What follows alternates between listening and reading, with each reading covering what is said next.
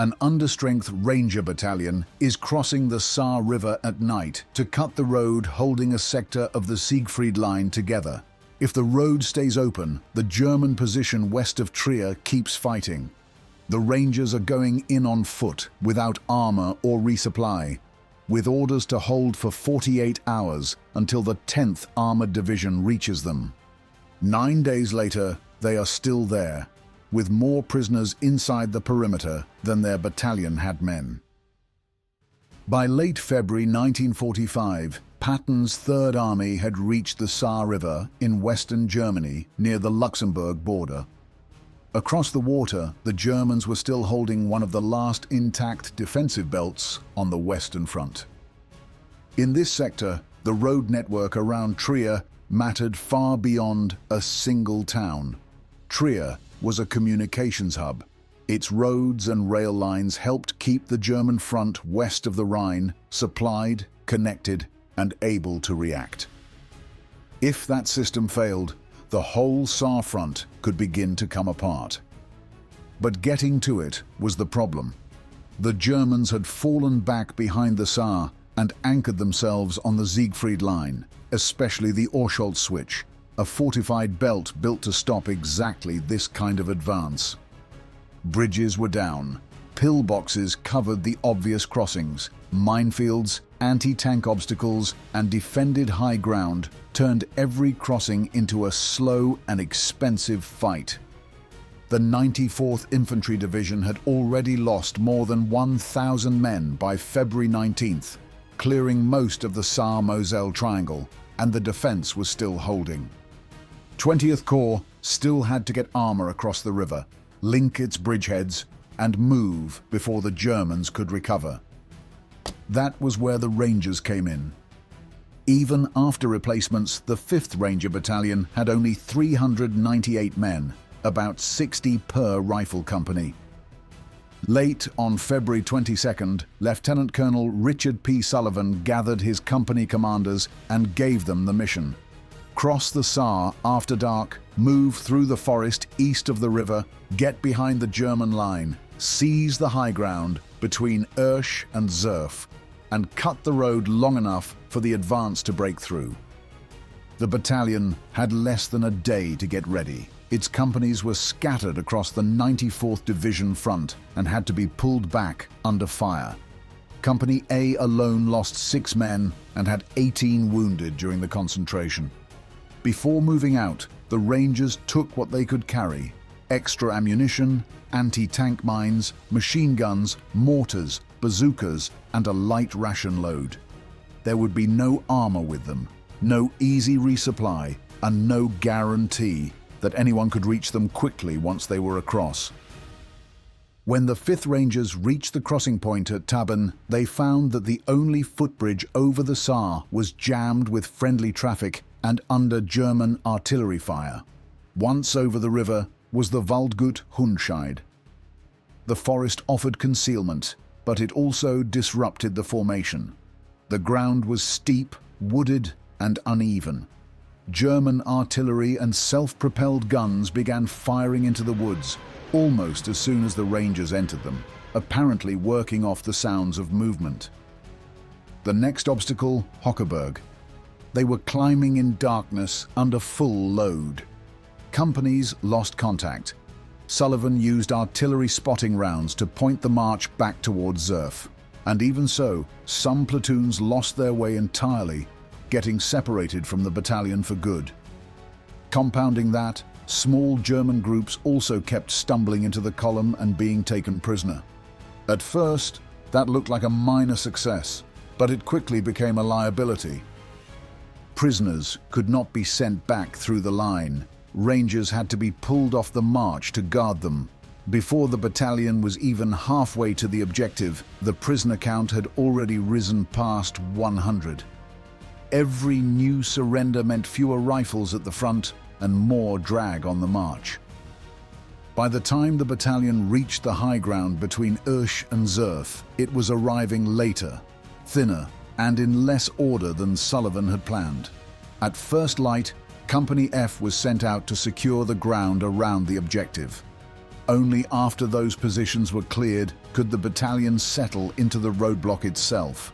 Company E laid anti-tank mines across the road where it cut through the woods. Around that point, the rest of the battalion dug in inside the tree line and formed an all-around defense. The Ranger line was long and shallow, enough to block the road, but too thin to absorb repeated attacks from several directions. As such, the defense was laid out by approach, covering the mined road facing Zerf and the eastern and western perimeters. A company even covered the southern woods, the same route the Rangers had used to reach the roadblock. Meanwhile, the prisoners were held near the center under guard. What had started as scattered German contacts on the approach turned into organized counterattacks. German infantry came in by company-sized groups and sometimes larger ones, with some assaults numbering around 200 men and others closer to 400.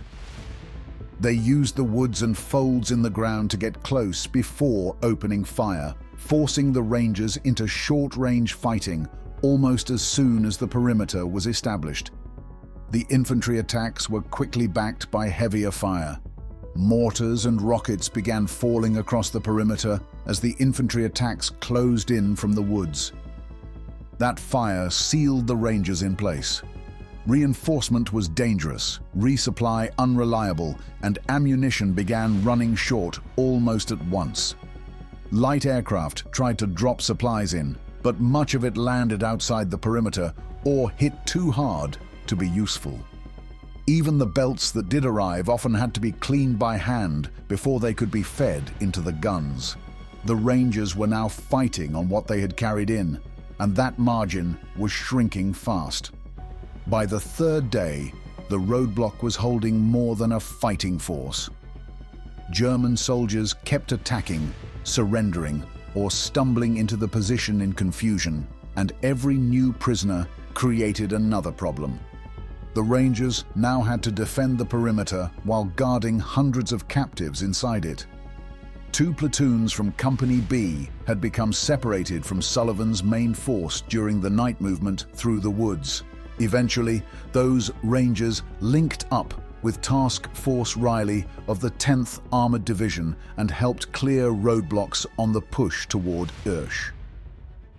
When armored elements finally reached the Ranger position, they brought food, water, ammunition, and radio batteries, but they did not come to relieve the Rangers. The armor had to keep moving, and Sullivan's men were left where they were, still pinned on the road they had been ordered to hold. By February 28th, the roadblock was under too much pressure to survive on defense alone. German observers on the nearby rises were still walking artillery onto the position. Surviving machine guns and pillboxes in the woods were firing into the perimeter from covered angles. Every hour the Rangers stayed in place, the line grew thinner and the enemy fire grew more accurate. Sullivan had to change the fight. The battalion had to push out, clear the surrounding area, and break up the fire closing in on the roadblock. So he sent his companies forward. The only tool the Rangers had for that job was artillery. The 284th Field Artillery Battalion, firing 105mm howitzers, became the force that kept the roadblock from being crushed in place. When German infantry began gathering for another assault, Ranger observers called in fire to tear up the advancing attack before it reached the line. In the worst moments, those shells had to land almost on top of Ranger positions that had just been overrun.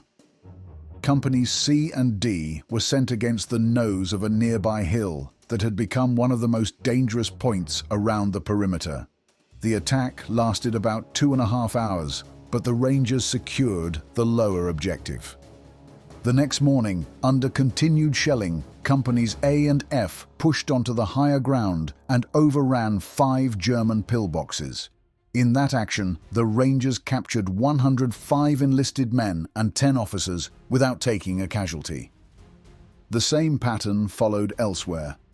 Near Calvert's house, Rangers attacked strongpoints they had bypassed earlier and cleared positions that still threatened the roadblock. By then, the German response was becoming increasingly disorganized. The 136th Regiment of the 2nd Mountain Division was one of the main formations thrown against the Rangers. Prisoners later reported that the regiment had been badly damaged and its command disrupted. The Rangers had disrupted the movement of troops, supplies, and orders across that part of the front. On March 5th, the Rangers were finally pulled off the road they had been ordered to hold for 48 hours and had defended for roughly 220. When the Rangers came off the line, the road behind the German position was still cut. The American bridgeheads across the Saar had linked up, and 20th Corps was still driving toward Trier. The battalion had gone in with 398 men.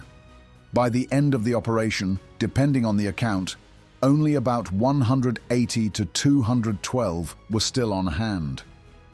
At the same time, German losses mounted sharply. Accounts differ on the total, ranging from 328 prisoners in one version to around 700 in another, with several hundred more Germans taken down or wounded. The achievement went unnoticed, as President Truman later awarded the 5th Ranger Battalion the Presidential Unit Citation for staying long enough to help break open the sector and carry the war one step closer to the Rhine.